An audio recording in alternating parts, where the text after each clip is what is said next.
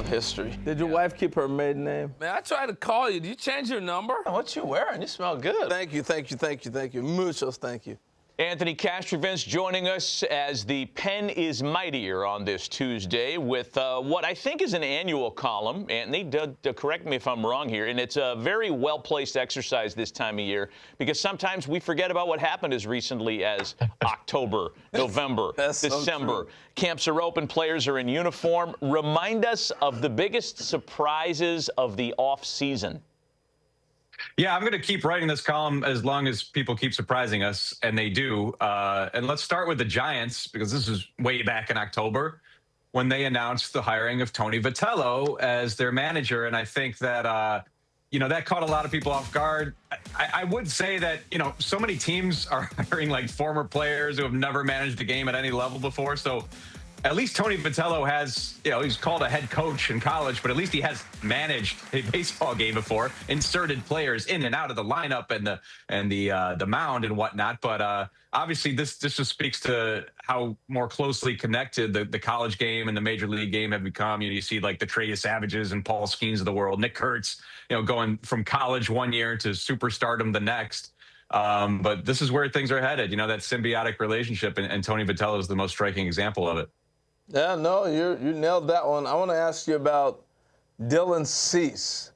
Was that on your list? That was. When this contract came down, you kind of expected him to get a 9-figure contract. I don't know that, $210 million was necessarily expected. I remember tweeting something about it. He had a 4.55 ERA last year. So you would not suspect a $200 million contract coming off of that. And I had some people pushing back against that. If you're citing ERA, you're way behind the times. And I get it, nerds. I literally wrote a book about baseball analytics, and I understand that there's more modern metrics to look at than ERA. But I think it's pretty striking, and it speaks to how far the game has evolved, where those underlying numbers have such priority that a guy who had his struggles last year and was pulled the third time through the order very early in game 2 of the division series for the Padres, got this monster deal. But, that speaks to the state of starting pitching as well. It's so hard to come by. But, hey, Fans Guide to Baseball Analytics. I know. Expected ERA, chase rate, whiff rate. I know about all that stuff. I got street cred, homie. Good stuff. Well, that was a good self pop there. We appreciate the guy who can pop himself that way. All right, hey, so there are surprising player moves, of course, in the offseason, and there are whole teams that move in surprising manners during the offseason. Which teams would you identify and why as surprisers this offseason? The Orioles really threw me off guard, because I did expect them to be aggressive. They're coming off a dud of a year. They were out of it by Memorial Day, and this so-called championship window of contention around their young core has just not amounted to even a single playoff win. And they've got great young bats, so I would suspect that given the rotation was a dumpster fire last year, you would suspect their big moves would come on the pitching front, but that has not really been the case. Shane Baz has a lot of potential, but he's not proven. The big moves have come offensively, primarily, of course, Pete Alonso getting that 5-year, $155 million deal. They made a big trade for Taylor Ward, gave up Grayson Rodriguez, maybe a high upside pitcher for 1 year of Taylor Ward. So I'm really surprised at how they've gone about it. They got one of the best lineups in baseball now, but can they get people out is still a big question. And maybe there's still some moves to come there, between now and opening day. We'll see. But I was definitely surprised by their, the way they attack their weaknesses. All right, so we haven't talked Dodgers yet. We haven't hit New York City. So let me ask you about Queens, the Mets. Are they on your list, and what are your thoughts with the Mets?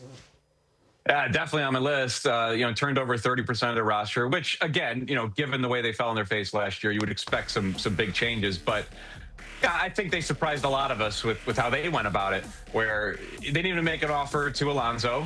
So they bid him farewell. Now Jorge Polanco is slated to get, probably the bulk of starts at first base, a position he's played for all of one pitch at the professional level. Bo Bichette is their third baseman. He's never played third base, and I think we all expected him to move off shortstop, but probably second base, not third base, with the arm, there. So the bullpen's a lot different now. Edwin Diaz, they surprisingly let him walk to the Dodgers, despite pretty close offers there. And so their bullpen looks a lot different with Devin Williams and Luke Weaver. Luis Robert Jr. was not necessarily a given to have that option picked up by the White Sox. Now he's on the Mets for a potential bounce back. So just a lot of carryover, changeover, some fan favorites going out the door. And I'm all on board with all of that, but it's definitely the infield corners in particular are a huge surprise. Yeah, hey, can we put that Met board back up there? Anthony, it's amazing. When you live in this area, you think the Mets didn't make any moves. But when you look at this, you go, made more moves than anybody, smokes, man. They made a lot of moves. Yeah, I just wanted to throw that up there. I'm sorry. I had to go back to that. Matt's going to keep this thing moving. No, but look at all the Met moves. We ran out of time because you wanted to go back to the Mets list. Oh, I'm sorry. No, he's got time. Go ahead. That's all right. It's a big test, now this is the spring training and the clubhouse cohesion and all that stuff. This will be a big test for the Mets, and I'm excited about it. And not to mention, it could be torn down immediately, too, because of the short-term nature of so many of these new acquisitions. You can read Anthony's piece on MLB.com. Surprises of the offseason, with maybe one or two more still to come in the remaining time we have in February and March. Anthony, as always, appreciate you. Thanks for being on. Thanks, Ant. Thanks, guys. Good to see you.